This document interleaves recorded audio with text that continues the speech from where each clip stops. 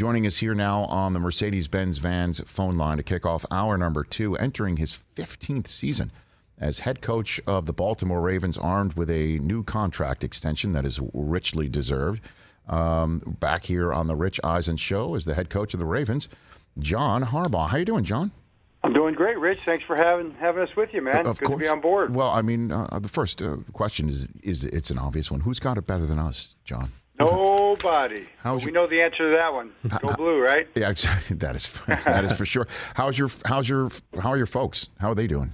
Oh, they're doing well, thanks. Going strong. My dad just did a motivational speech for Madonna College, a Division II football team in Michigan. So I got the pictures of that, and he was his usual, highly energetic self, animated self. So he's doing great. My mom's doing great. So they're doing good. Family's good. Jim just took a couple of kids, took Addie and Jack to the Masters yesterday, and actually I was down there with Ozzy, and we tried to connect. But when you're out there on the course, man, we did see Tiger. Saw him. I think he parred 8. Saw him par 8, but it's tough getting around. We had planned to connect, but we never could connect. So you don't have a cell phone out there. Yeah, I was right? about to say you can't text where are you, because then suddenly you're not on the grounds anymore. Exactly. that is for sure. So what's it like strolling around Augusta National? Like, what? It's crazy. It's the first thing you think about, besides how beautiful it is. Right. How hilly it is.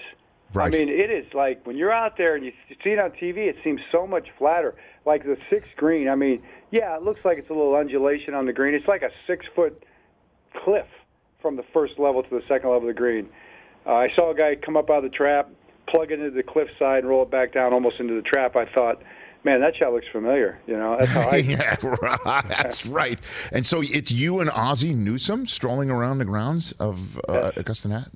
Yes, we were. Yep, we had a great time, and we've done it a couple times. This is our 3rd or 4th time being there for one of the days, and it's kind of a Ozzie and I's thing. So it was a lot of fun. Had a couple of buddies out there with us, so we enjoyed it. John Harbaugh here on the Rich Eisen Show. Okay, so now you get back, and what is your order of business? What does April look like for you as the head coach of the Baltimore Ravens? 2 things really. I have 3 things. I guess we're finishing up, continuing on free agency. We are big into the draft. Final draft meetings are next week, so I'm digging into linebackers finally, inside linebackers today, starting that with film, and then the players come back on the 18th.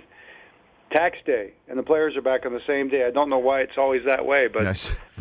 There's some deep meaning there that I'm kind of missing, but I have to think about it, I guess. Well, I mean, I guess you're hoping for a refund, right? I guess. Yeah. Right, there you go. In a way, I'm trying to figure out. I don't know. You don't want a penalty. You don't want to. I don't know. You want to make sure you pay your taxes. I'm more verbal than math, anyway. Okay, and so how do you plan for a draft when you're not top 10? I mean, what does that look like for you? It's just a process. I mean, we do a great job. I think it started way back. When Ozzie came here in '96, and Eric was right behind him as a young guy. Kind of a process was established. We've been able to come in and be a part of that and contribute to it. For quite a few years now too. So we've got a good way of doing it. Collaboration, the coaches, the scouts. Just try to build our board. Try to build our order. Who we like for our team. Not always so much. There's an NFL board probably, and there's a Ravens board, and the Ravens board is the one that matters to us in terms of guys that can really fit us and help us be a better team. So, yeah, we'll have that list kind of worked out, and then draft day they start falling off the board, and hopefully there's someone staring you in the face that you really love when it's your turn to pick. And you're sitting there at 14. You never know. Quarterbacks begin to drop, and then phones start ringing. I mean, how much does Eric DeCosta keep you up to speed on how much his phone rings? That you're sitting here thinking you're grinding tape on all these guys on who you might be able to add 14th overall, and then all of a sudden you don't have that pick because it's much more advantageous for you to let somebody take a quarterback. How are you read into that situation, John? Well, at this point, like early on in the next couple of weeks, it'll just kind of as they become serious type of trades. He reads me into it, like you said, and we're all involved in that. Ozzie will be involved in that. Steve Bisciotti is a big part of that. And so, if there's something that's a potential thing, we may know about it going into the day of the draft. But that really heats up the days right before the draft, unless we were talking about some kind of a swap or a player trade now, which we don't have anything brewing, Rich.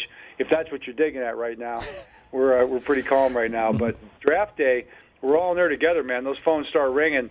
Then the fur is flying, and those draft values are being calculated, and guys are all everybody's got their role in terms of figuring out, who might be there if we trade up or we trade back or whatever.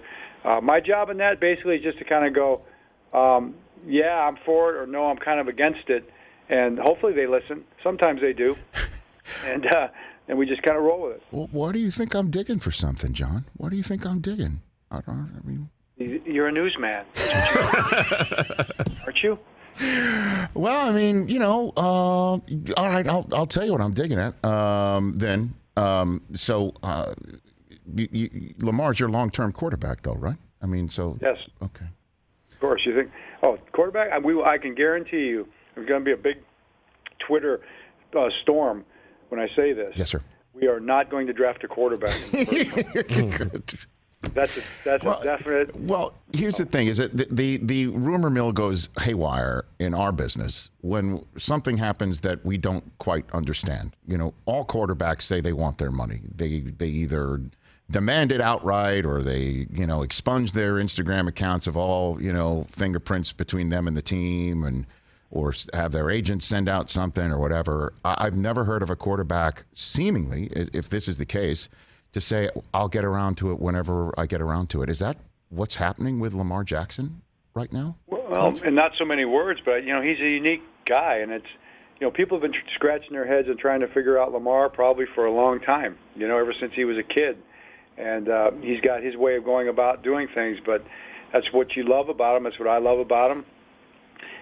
It's get him on here and ask him, maybe he'll tell you, but I've said this before, and you say it, it's when he's ready to do it, it's going to become a priority for him. Then we're going to know it, and it doesn't have to be a priority for us right now. It's got to be a priority for both sides. We could do something, or we can wait because we know it's going to get done, when it's supposed to get done, or when when it's God's will and Lamar's will at the same time, it's going to all fit together. So, but I do believe Lamar when he tells me that.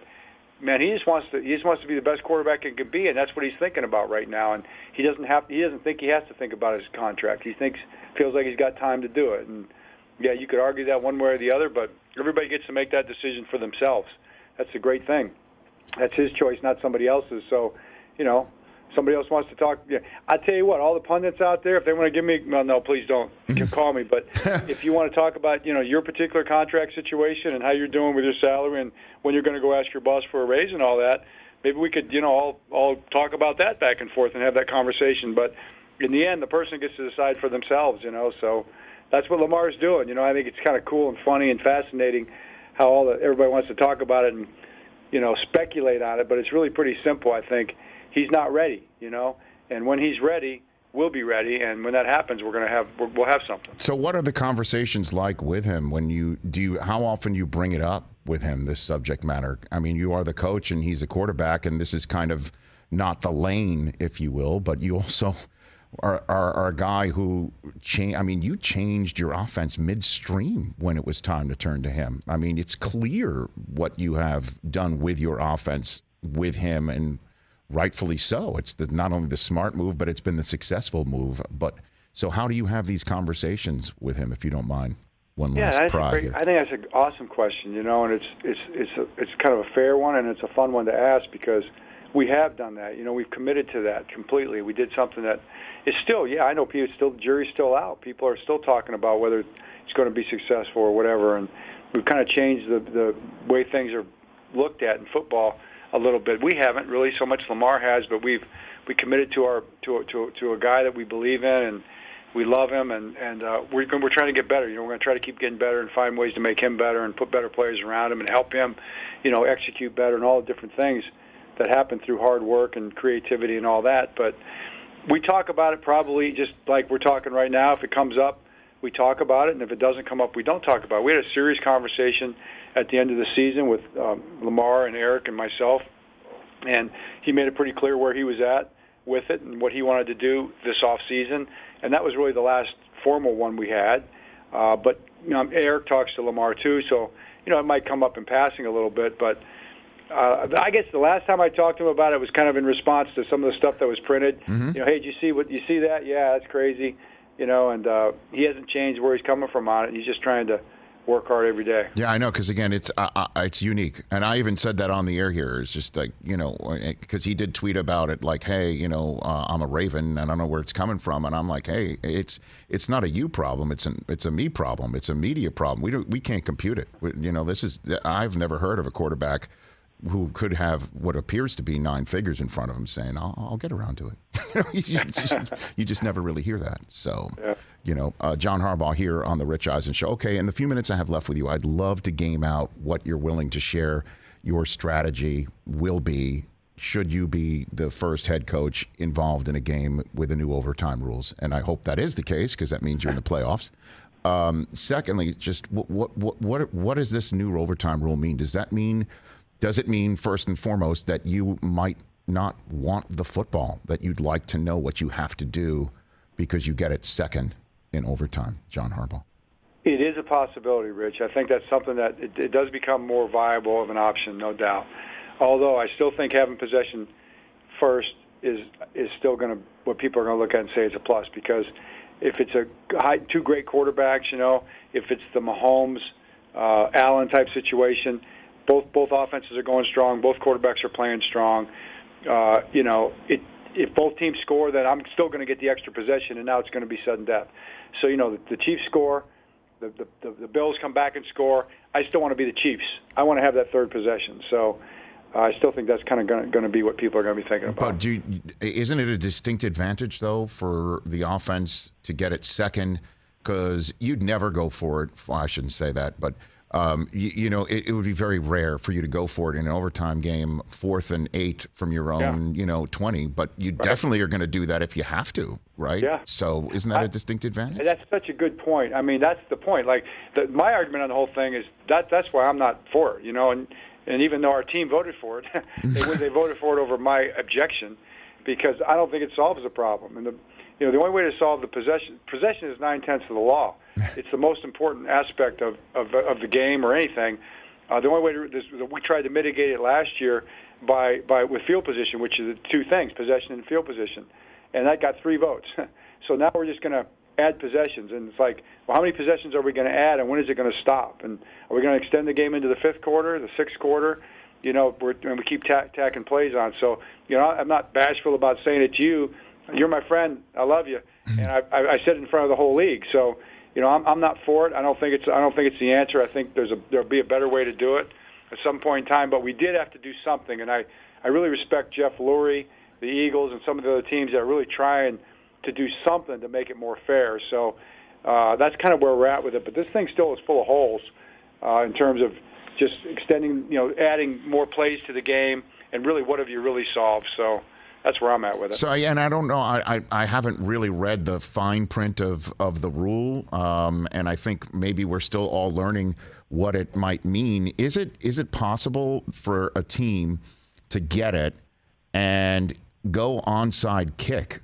And that would then mean if you recover it, you just need a field goal to win, because the other team had its opportunity to possess it, ball spinning around there 10 yards from where the onside kick began, and thus going for an onside kick, if you get the ball first, might just also mean it doesn't matter obviously it does matter in terms of field position if you don't recover it. Certainly if you've got in your back pocket a possession you're going to get. Is that possible, Coach? Sure, but it was possible. I mean, that was something you could do with the last rule. If you get the onside kick, now that they've had their possession opportunity and you're in sudden death now, you just go kick the field goal and win. So that hasn't changed.